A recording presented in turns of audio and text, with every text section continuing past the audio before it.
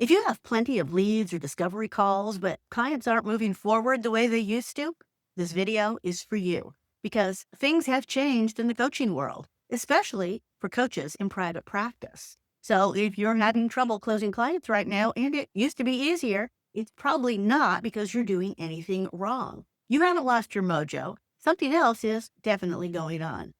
Hey coach, I'm Ronnie Noyes, and this channel is all about smart ideas for new coaches and for experienced coaches who are open to new ideas.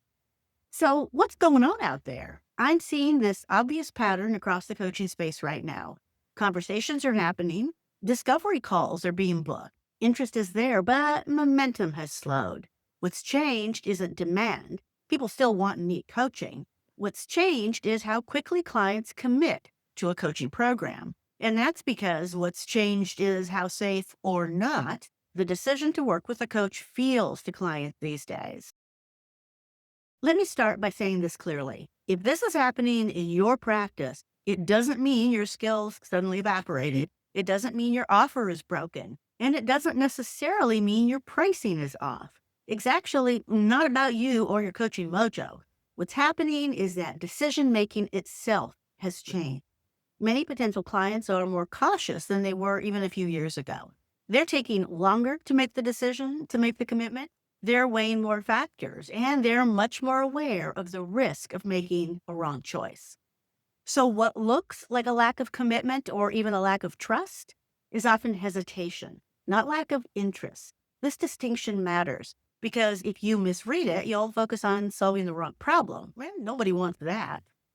Here's what I'm hearing from coaches around the U.S. And full disclosure, I say the U.S. because although I'm connected with coaches in many countries, I've noticed this happening with my colleagues here in the States, but I could have missed seeing it with my international colleagues. That said, here's what I'm hearing. They're telling me that prospects say yes to the discovery call, they engage deeply, they ask great questions, then they go quiet for weeks, or they never get back to the coach at all. Or prospects tell me they're ready. They choose the program. We agree to move forward and I send them the link. Then I get the I need to think about it email instead of the invoice paid receipt. My take? If nothing in the conversation suggested that they weren't interested, something in the decision obviously feels too big or not safe to make right now. When coaches notice this slowdown, they often respond in very reasonable ways. They adjust to serve what they believe to be the needs and preferences of their market.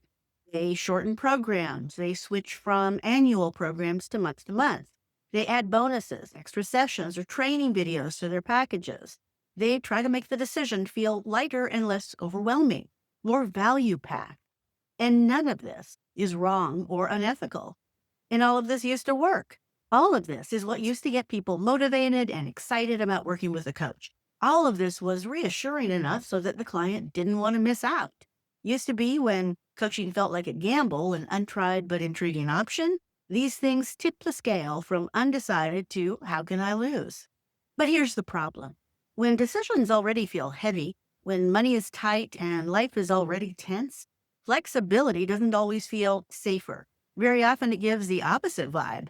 Month-to-month structures, added extras, or we'll see how this goes language can subtly say to the client, you'll have to keep deciding.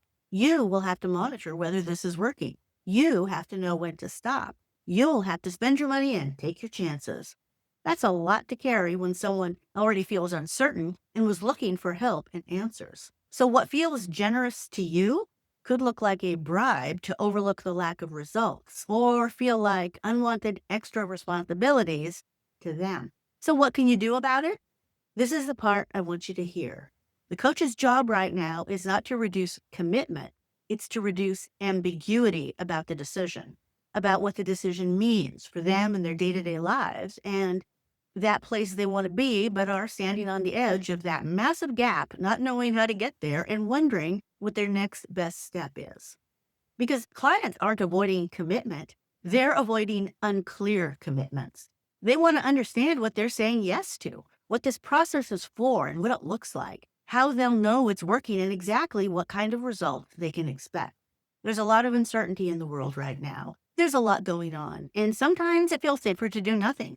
to wait to address the big challenges rather than taking on nothing more than faith that this stranger, this coach, can actually effectively deliver the help and guidance they want and need.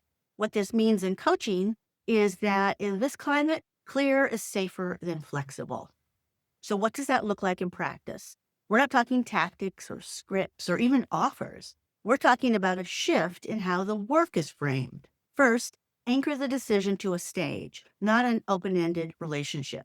Clients don't want to decide whether they want to work with you in general. They want to decide whether taking this step makes sense to them right now.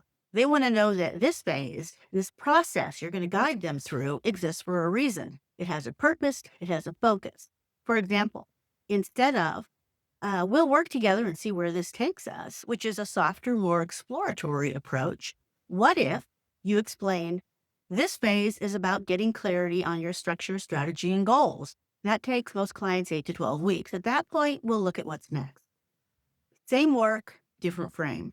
One says, you're committing to me, but not to a result or a particular outcome. The other says, you're committing to a stage, a phase, a part of, or even an entire process.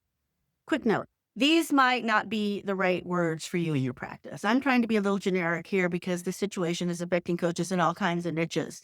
Let me give you an example from my practice as a marketing coach.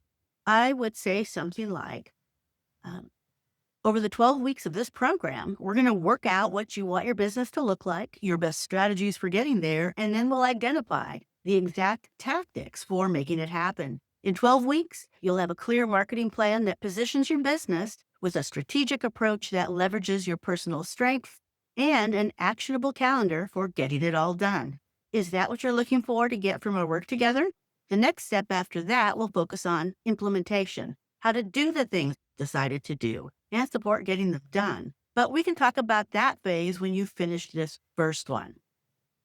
Second, replace flexibility with containment. Containment means there's a beginning, there's a specific focus, and there's a clear point where you reassess, evaluate, or move on to the next step, just like I showed in my example from my practice 2 seconds ago.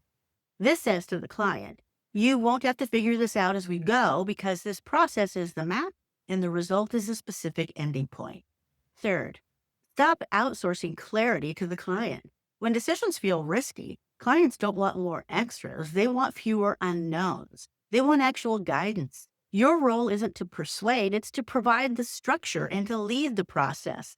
They rely on you to know the steps, recognize the milestones, and guide them to their goal.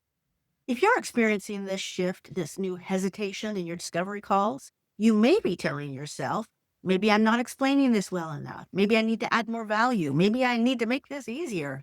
All of those things are great, but possibly unnecessary because what's going on in many cases isn't a communication failure. It's an adaptation moment. The decision environment has changed and many coaching structures just haven't caught up yet. And I want you to hear this. If you built your practice on flexibility, on let's see what unfolds, on client-led pacing, that wasn't wrong. That was the right move for a different time. But what worked beautifully for years may now be creating that very uncertainty clients are trying to avoid. Momentum comes back when clients feel supported by the structure, not responsible for managing it. That's your job, coach.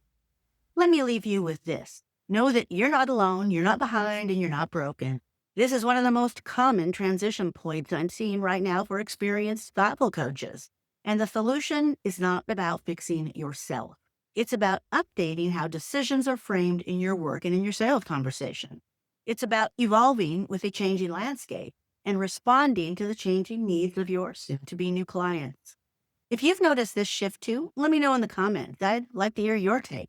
And if you're struggling with this issue right now and want to think this through for your own practice, how to structure phases, how to frame the decision, what language actually lands, time to talk to your coach or your mastermind group for some helpful feedback. You know what to do. You're a coach.